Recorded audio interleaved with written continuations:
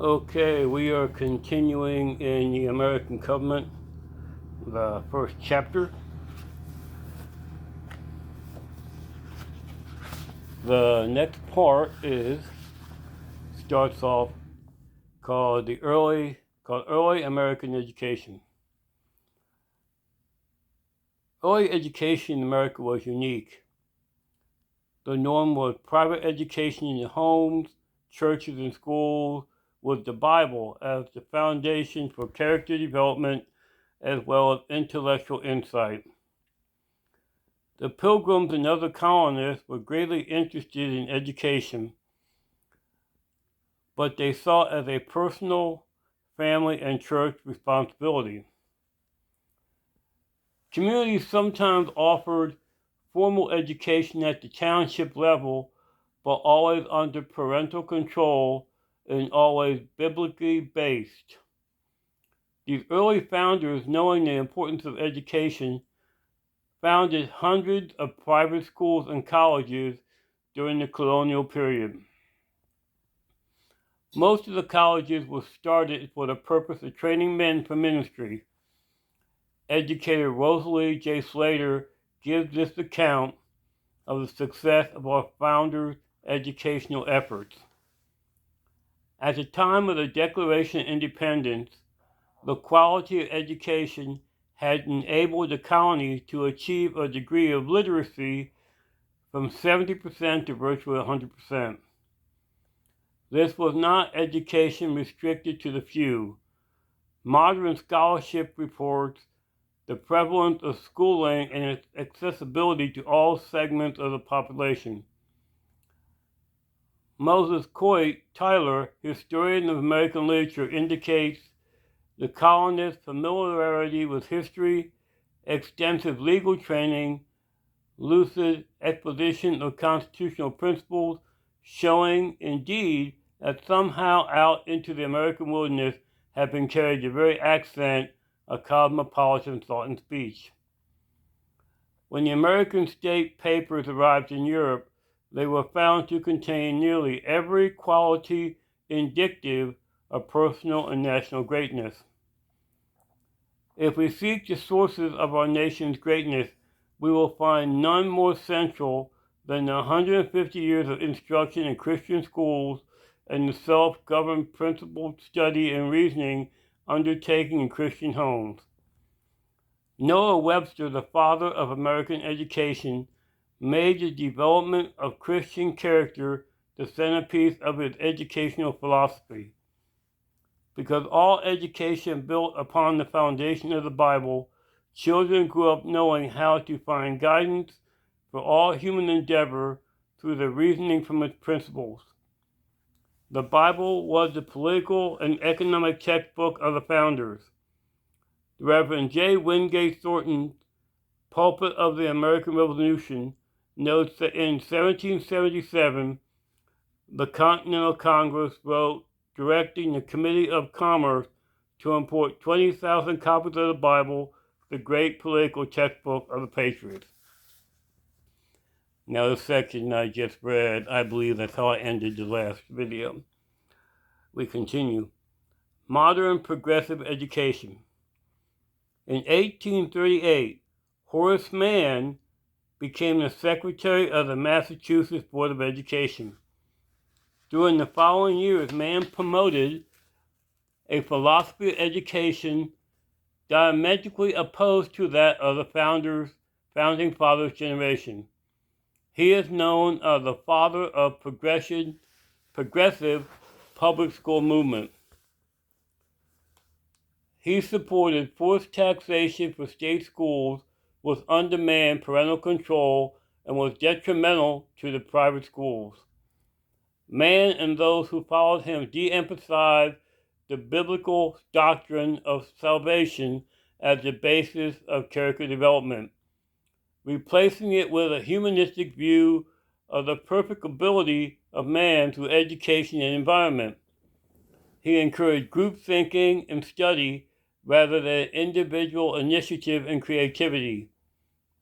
He standardized teacher training, textbooks, and accreditation, beginning the transition away from the principles of Christian philosophy of education taught by the great founder of America's educational system, Noah Webster.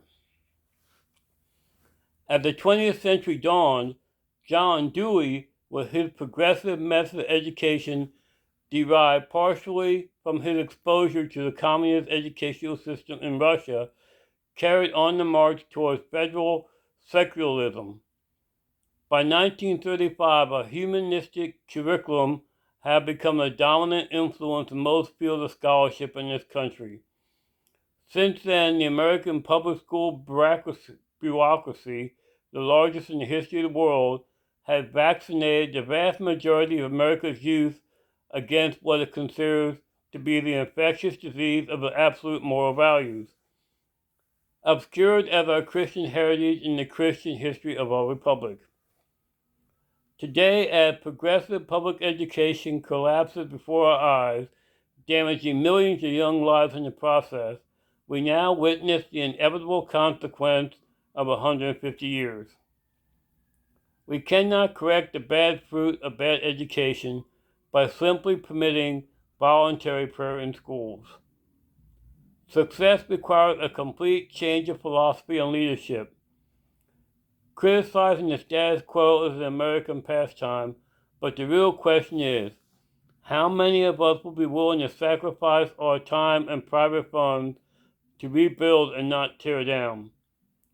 Learning the deeds of our fathers will not only cause us to repent, but give us the wisdom needed to restore the broken walls of our culture.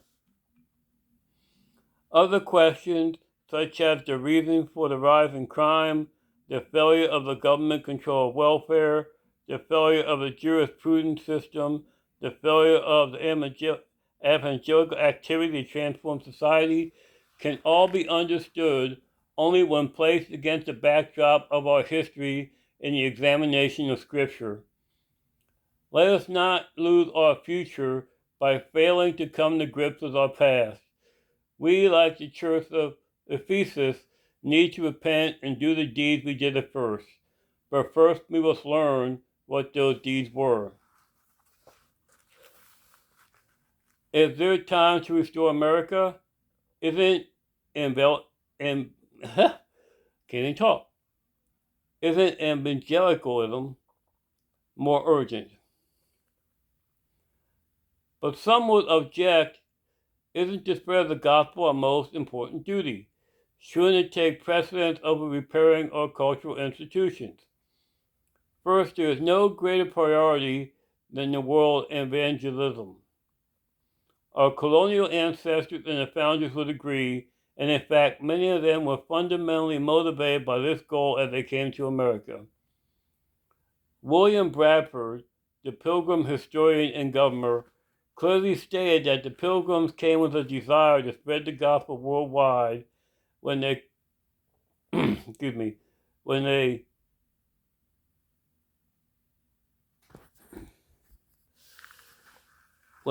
covenanted with God to found their colony. A great heart and inward zeal, passion, they had of laying some good foundation, or at least to make some way thereunto, for the propagating and advancing the gospel of the kingdom of Christ in those remote parts of the world. Yea, though they should be, but even as stepping stones unto others for the performing of so a great work. Giving this priority is to disciple the nations and to proclaim the gospel to the whole creation. It is important to keep in mind that God is glorified and people reached not only through words, but by his children, showing the practical application of Christianity to all of life. Nowhere has the balance between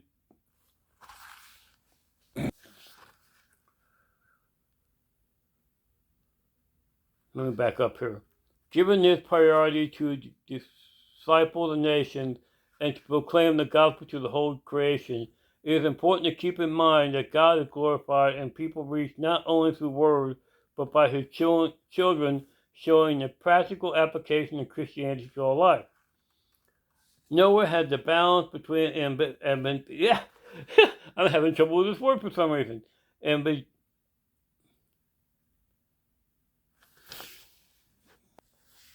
Evangelism and the manifestation of Christianity in culture been so clearly illustrated as in America.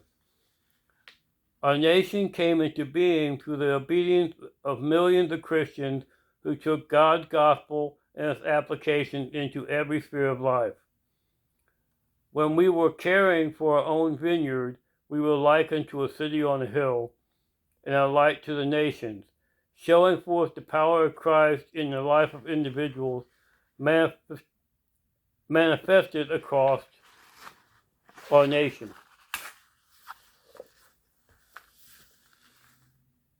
Is there time to occupy? Our attention to the maintenance of our culture has waned. However, we have pursued other diversions. Over the past 150 years or so, a growing trend among religious groups speculates on the exact date of the end of the world and the second coming of Christ. Many people have led to faith in Christ as a result of studying the coming of Christ and judgment at the end of time. But the setting of dates concurring his return and over speculation as to the significant occurring events in relation to this subject sometimes has caused many to lose all hope of reforming our government and society. The purpose of this book is not to focus on eschatological issues, but one point should be clearly made concerning our attitudes toward Christ's return, regardless of what millennial view we have. We, as Christians, will not be judged on how well we guess the exact time of Christ's coming, but by concerning the deeds we have done to build his kingdom while he is not physically present. Regardless of when Jesus Christ comes again, and the only Father knows the time, Christians cannot ignore their duties to occupy till I come. Who and whose ideas will govern our nation and its administration, as well as our homes, churches, and schools? The Christian or the unbeliever? Who has taken leadership in our society? Christians or unbelievers? While biblical principles prevail only in our Christian homes, churches, and missionary endeavors, and not the civil, economic, and cultural spheres of life in America, a knowledge of God's hands in history assures us that God gives his people the time needed to accomplish what he has called them to do. Righteousness exalts a nation, but sin is a reproach to any people. God's power in building a nation. Not only are we called to tend to our affairs, but to share with other people and other nations the biblical principles that built our nation. Christ and his word offer liberty not only from the burden of personal sin, but also from external tyranny. When the people of a nation acknowledge his sovereign and hear his word, the people of the world need to know that the principles and institutions of our world-changing God are without equal in all of history. They need to see a model whose principles and institutions in Reformed America. We cannot separate the gospel message from its external manifestations. The message of Isaiah 58:12 is vital today. Your ancient ruins shall be rebuilt. You shall rise up the foundations of many generations, and you shall be called the repairer of the breach, the restorer of streets to dwell in. Don't spiritual activities take priority over secular pursuits? Why have Christians failed to rise up and restore our institutions as a testimony to the world?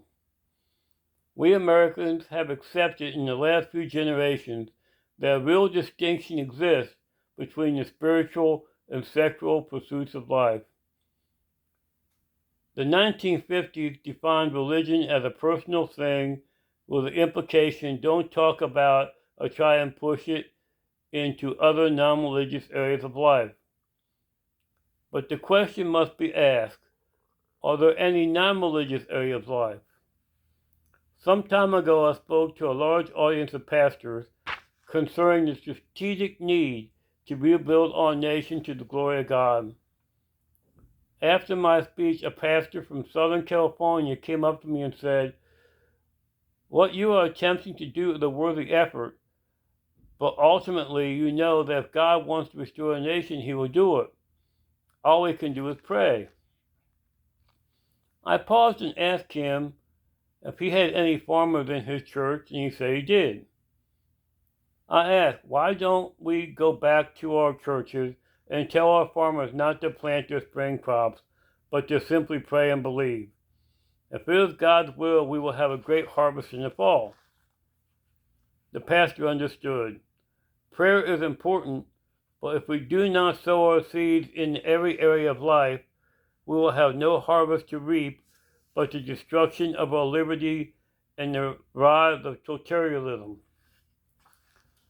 The practice of distinguishing between and separating spiritual and practical pursuits can be traced back to the Greek philosophers who separated physical life from the aesthetic or spiritual life. Thomas Aquinas, the Catholic theologian, expounded the view that an area of life called grace in the realm of spiritual, it coexists with a separate autonomous area called nature in the realm of natural activities or worldly pursuits. The implication of this philosophy is that we need God to understand the spiritual, but that our human reason adequately directs the most human activities. The philosophers of the Enlightenment expanded this concept. In the last century, many people have attempted to apply reason to spiritual matters, with predictably confused results.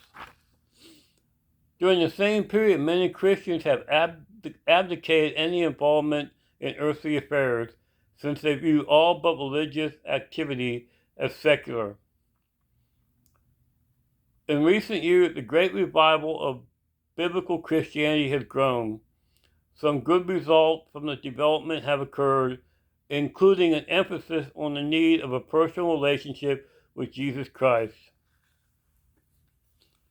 But unfortunately, the movement's classification of certain activities as spiritual and others as secular have produced a very negative effect. Preaching politics. Circumstances confronted a great colonial pastor with this same attitude prior to the War of Independence. Although in those days the attitude was held only by a small majority. When Jonathan Mayhew, a congressional minister at West Church, Boston, heard of the English Parliament's plan to oppose the Episcopal Church on America as a state church, he was aroused to vigorous opposition. Around him, men's hearts were filled with consternation. Had not their forefathers fled to New England to escape the persecution by the state church, which had thrown ministers and laymen alike into foul prisons to rot and die? What could they do? Some colonial ministers preached blind submission to the higher powers, but Mayhew was outraged at such teaching. Feelings in Boston ran high when he mounted his pulpit and preached a sermon that became famous throughout the colonies. Even folks in far-off London read the sermon with anger. In this sermon, concerning unlimited submission to the higher powers, he attacked such submission. It is evident that the affairs of civil government may properly fall under a moral and religious consideration. For although there be a sense, a very plain and important sense, in which Christ's kingdom is not of this world, his inspired apostles have nonetheless laid down some generous principles concerning the office of city rulers and the duty of subjects, together with the reason and obligation of that duty. And it is proper for all who acknowledge the authority of Jesus Christ and the inspiration of his apostles to endeavor to understand what is in fact the doctrine for which they have delivered concerning this matter. And not only this matter, when published later by popular demand, Mayhew commented in his preface to the sermon that he hoped a few people would think the subject an improper one. Under a notion that this is preaching politics instead of Christ, I beg it may be remembered that all Scripture is profitable for doctrine, for reproof, for correction, for instruction in righteousness. Why then should not those parts of Scripture which relate to civil government be examined and explained from the desk as well as others? Why not indeed? Why not take the Scriptures and apply them to all areas of our lives? Mayhew's words are an eloquent answer today to the false division that will split our lives into mutually inclusive areas, the religious and the secular. We need to take these words to heart. I hope you listen to them and study them, and we will continue again with some more of this book, and we are still in chapter 1, so we got a long way to go. God bless.